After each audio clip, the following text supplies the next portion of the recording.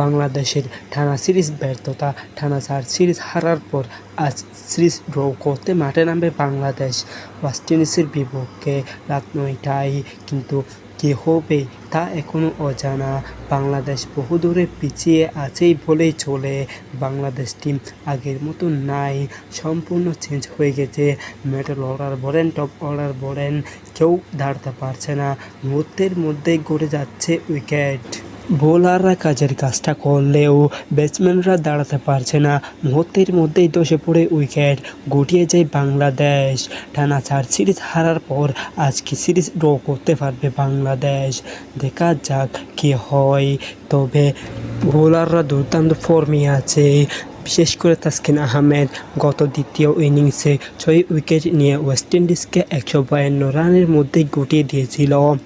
তবে বাংলাদেশ জয়ের আশায় ব্যাট করতে নেমে